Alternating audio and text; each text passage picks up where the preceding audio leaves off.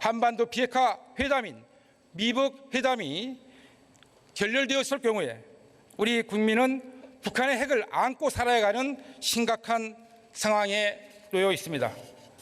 총리께 질문드립니다.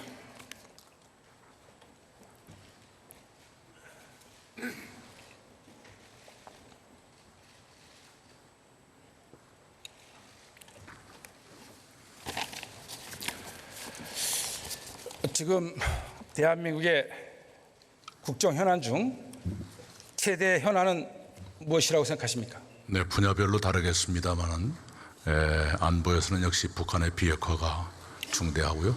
국내적으로는 당장 아프리카 돼지열병 방역이 저로서는 심각합니다. 네. 그런데요, 본연의 판단하기는 지금 대한민국의 최대 국정 현안은 조국입니다. 조국 블랙홀이 대한민국의 모든 국정 현안을 빨려 들어가게 하고 있습니다. 동의하십니까? 네, 그렇게까지는 동의하지 않습니다.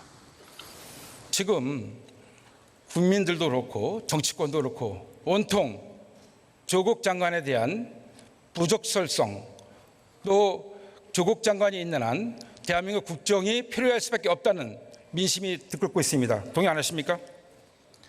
지금 국민들의 관심이 높다는 것은 충분히 이해합니다마는 정부가 해결해야 될 가장 심각하고 본질적인 문제는 제가 말씀드린 대로 안보에서의 비핵화 완성, 그리고 국민의 민생에서는 아프리카 돼지열병과 다른 민생 문제들도 시급하다고 생각합니다.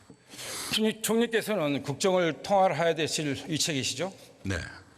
그런데 지금 사실 이 조국 한 사람 때문에 대한민국 국정이 필요하고 있다고 해도 과언이 아닙니다. 민심이 갈라지고 민심이 분노하고 있습니다.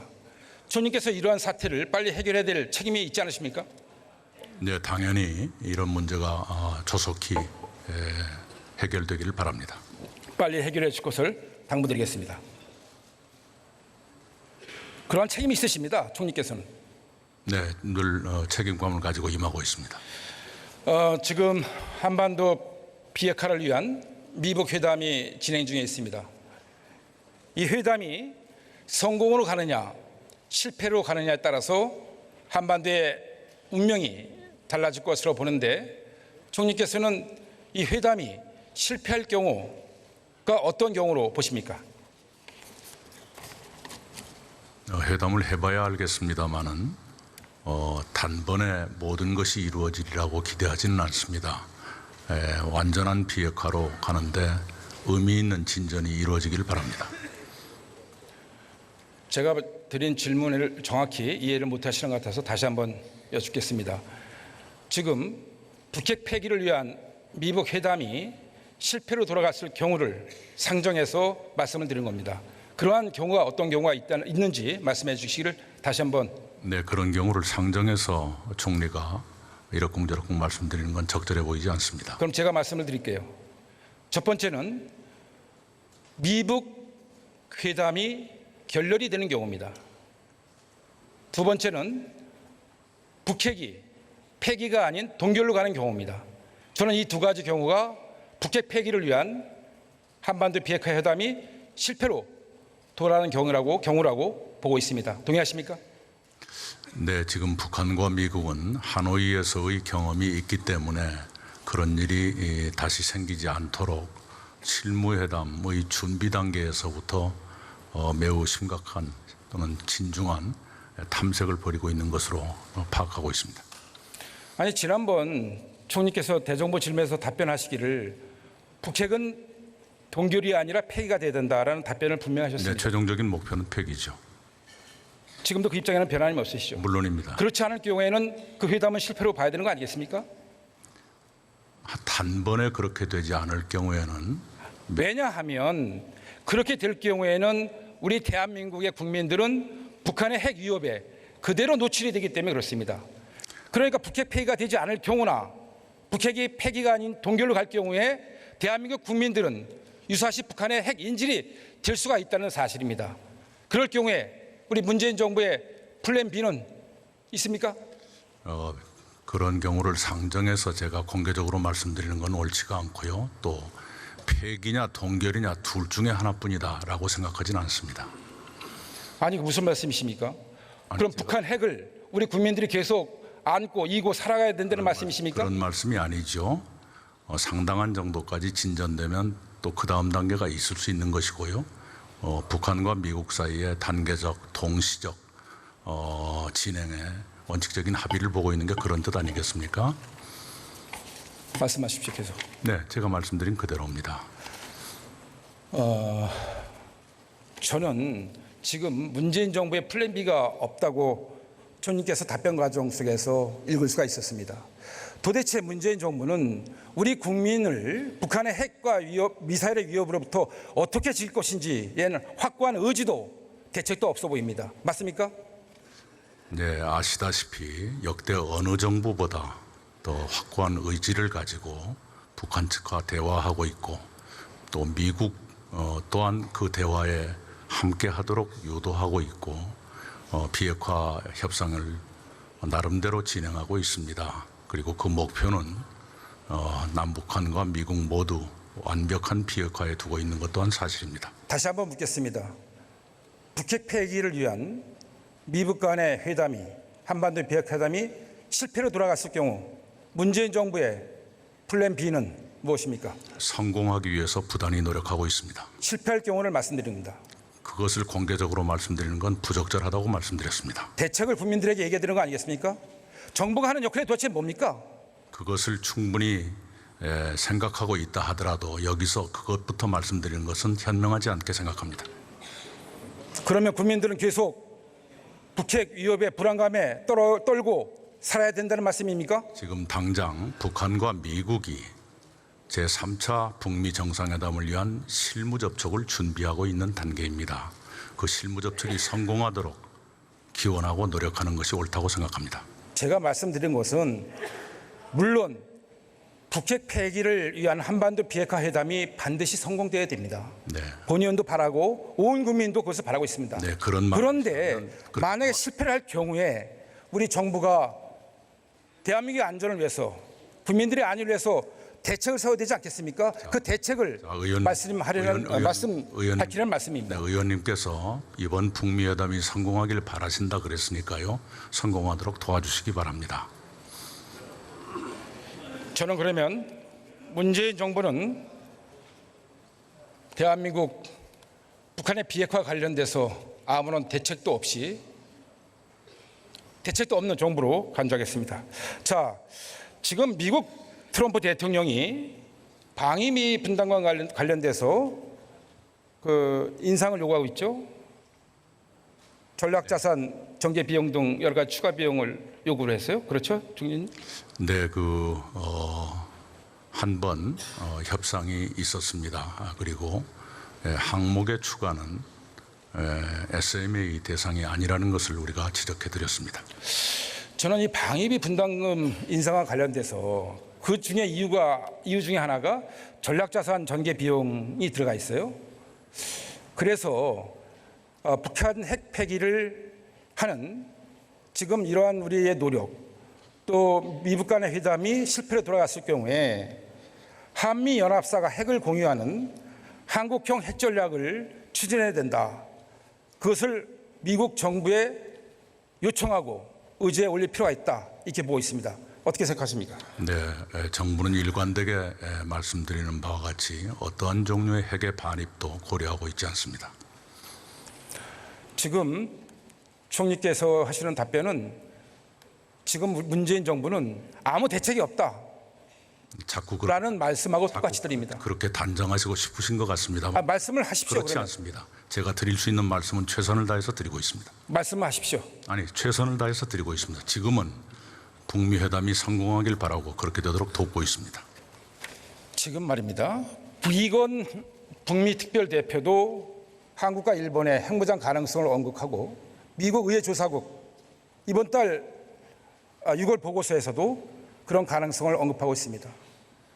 지금 미국 국방부 소속의 그러한 소속의 연관급 장교들이 학술 논문지에다가 이제 한미일이 핵을 공유하는 쪽으로 가는 것을 검토해야 된다. 이 정도까지 얘기가 나오고 있습니다. 이것은 뭐냐? 북한의 핵이 절대로 해결되지 않을 것 같다. 북한이 핵을 포기하지 않을 것 같다. 그럴 경우에 동북아의 평화와 번영을 어떻게 보장할 것인가, 이런 걸 가지고 고민한 끝에 나오는 제안 같습니다. 어떻게 생각하십니까? 비건 특별대표의 그 발언은 북한의 비핵화를 촉구하기 위한 그런 표현이었다고 설명되고 있고 저도 그렇게 이해하고 있습니다. 그러면 미 국방부 산하의 영관급 장교들의 제안은 어떻게 생각하십니까? 전현직 군인들 일부 가운데 그런 의견을 갖고 있는 사람이 있다는 것은 알고 있습니다. 하물며 미국에서도 이러한 걱정을 해서 새로운 창의적인 제안을 하고 있는데 우리 정부는 국민들의 안보 불안감을 해소하기 위해서 무슨 노력이라도 해야 되는 거 아닙니까? 아무 대책이 없습니다. 이 정부는 오로지 북한 바라기만 하고 북한 김정은의 선의에만 의존하고 있는 정부 아닙니까? 미국에서도 그것이 정부의 공식 입장이 아닙니다.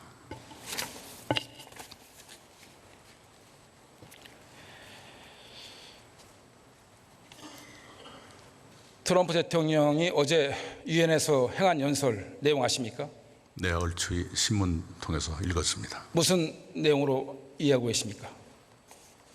네, 그 의원님께서 하문하고 싶으신 걸 물어주시죠. 트럼프 대통령이 유엔 연설에서 이제 글로벌리즘은 종교에 가깝다, 내셔널리즘으로 가야 된다, 국가주의를 내세웠습니다. 여기에는 많은 함의가 담겨 있다고 저는 보는데, 한미 동맹을 포함해서 주한미군 문제, 심지어는 안보까지 우리가 새로운 전략을 짜야 되는 시기가 아닌가, 이렇게 본의원은 판단하고 있습니다. 총리께서 동의하십니까? 네, 자국 중심주의의 대두가 하나의 현상인 것은 틀림없습니다만 결코 바람직한 방향이라고 보지 않습니다. 그리고 물론 대한민국은 역대 어느 정부보다도 지금 더 많은 방위비 증액을 통해서 국방력 증강을 위해서 노력하고 있습니다. 저는요, 이번에 문재인 대통령이 뉴욕 가서 정상회담을 하는 것을 보고 정말 이 정부는 한심하기가 그지없다, 이런 생각이 들었습니다. 아니, 볼턴이 7월 달에 와서 방위비 분담금 관련돼서 50억 달러 요구하고 갔지 않았습니까? 3개월 동안 아무 일도 안 하다가 이제 가서 정상회담에 가서 기권한다는 얘기가, 무기가 우리가 얼마나 많이 샀는지 아느냐, 이런 얘기를 하고 있을 때입니까? 그 전에 정부가 나서서 외교부 장관, 국방부 장관 나가서 그런 노력들을 미리 했어야 되는 거 아닙니까? 이번에 가서 정상회담에서는 저는 총리 대신에 대통령께서 간다 해서 무슨 획기적인 일이 있는 줄 알았습니다. 결국 가서 한다는 얘기가 방위비 분담금 관련돼서 우리가 무기 이렇게 많이 사고 있으니까 좀 적당히 해라, 이렇게 온 거 아닙니까? 방위비 분담과 관련해서 그런 얘기는 꾸준히 해오고 있습니다. 저는 지금 동맹의 이익보다 국가의 이익으로 가고 있는 미국을 비롯한 국제사회 흐름을 걱정 어린 눈으로 보고 있습니다. 안보도 예외가 될 수 없을 것 같습니다. 이제 우리 대한민국이 어떻게 북한의 핵 위협으로부터 억지를 갖추고 한국형 새로운 핵 전략을 어떻게 세울 것인지를 심각하게 고민할 때라고 생각합니다. 들어가 주시기 바랍니다.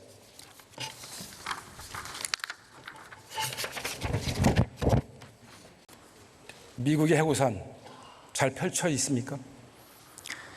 예, 지금 우리 한미동맹 간에는 맞춤형 확장 억제 정책, 억제 전략을 현재 지속적으로 잘 유지하고 있습니다. 미국의 해구산이 접혀질 경우 장관은 어떤 대책을 갖고 계십니까? 네, 절대 그런 일이 없도록 한미동맹 관계를 굳건하게 유지해 가야 된다고 생각하고 현재 그런 노력을 하고 있습니다. 어떤 노력을 하고 계십니까?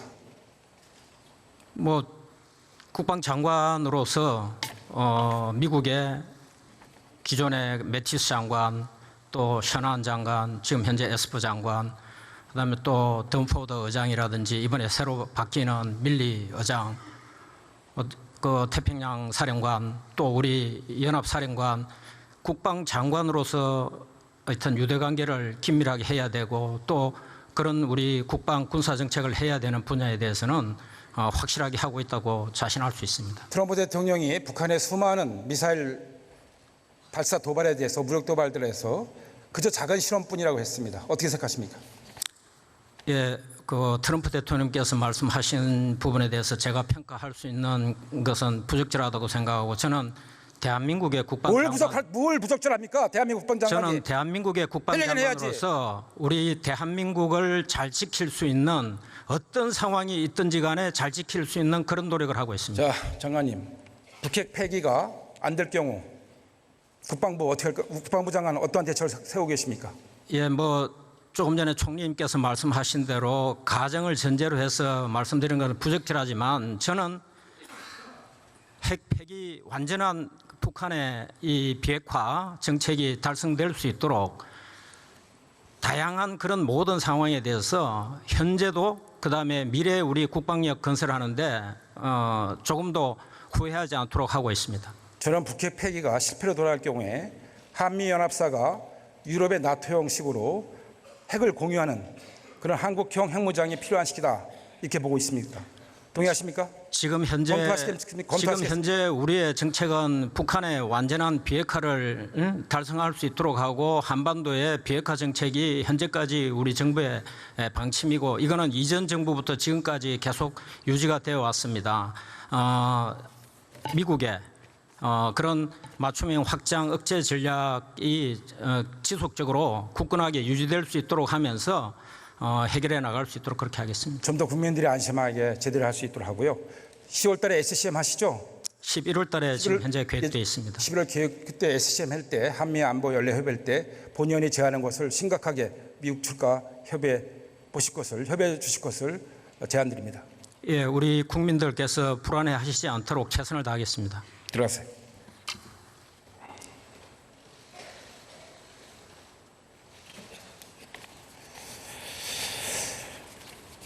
지난 2년간 북핵 폐기를 위한 남북 및 정상간 회담은 가시적 성과 없이 오로지 장밋빛 환상만을 심어주었습니다.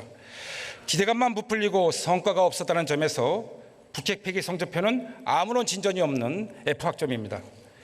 트럼프 대통령과 문재인 대통령에는 내년에 대선과 총선이 기다리고 있습니다. 앞으로 이루어질 남북 정상회담, 미북 정상회담이 선거라는 정치적 이해관계에 따라 북핵 폐기라는 본질을 외면한 채 핵 이벤트 쇼로 가서는 결코 안 될 것입니다. 5천만 국민의 안위가 달린 북핵을 정치적 이벤트 쇼로 허송세월하며 보내게 할 수 없습니다. 북한 김정은은 올해 말까지 비핵화 회담에 대한 성과가 없을 경우 새로운 길을 가겠다고 합니다. 성과가 없을 경우 새로운 길을 가야 할 것은 북한이 아니라 대한민국이 가야 할 것입니다. 헨리 키신저 전 미국 국무장관은 핵을 가진 국가가 이웃에 있을 경우 같이 핵을 갖는 것이야말로 가장 강력한 상호 불가침 조약을 맺는 것이라고 하였습니다. 인도와 파키스탄은 상호 핵 보유국이 된 이후에 해묵은 분쟁 대신 역설적으로 평화를 유지시켜 나가고 있습니다. 핵은 핵으로만 억제할 수가 있습니다. 공포의 균형이 이루어지만 평화를 유지할 수 있습니다. 우리 국민은 북한이 핵을 포기하고 한반도 평화와 공동 번영의 길로 나오기를 간절히 소망하고 있습니다. 북핵 폐기를 통한 한반도 비핵화라는 미북 간 회담이 성공하기를 진심으로 바라는 이유가 여기에 있습니다. 우리가 가지고 있는 북핵 폐기 시간표에는 이제 시간이 거의 남지 않았습니다. 북핵을 포기하든지 우리가 핵을 갖든지 사생결단을 해야 하는 시간이 다가오고 있습니다. 평안한 힘이 있어야 가능하다는 것을 역사가 잘 말해주고 있습니다. 100년 전 구한말 시대에 주변 열강들이 힘이 없던 대한제국의 주권을 마음껏 유린했던 불행했던 시대가 있었습니다. 5천년 역사 동안 우리 선조들이 나라의 힘이 없을 때 얼마나 승리와 고난을 당했는지 역사가 잘 말해주고 있습니다. 강한 국방력과 강한 대한민국만이 우리의 평화를 지켜낼 수 있습니다.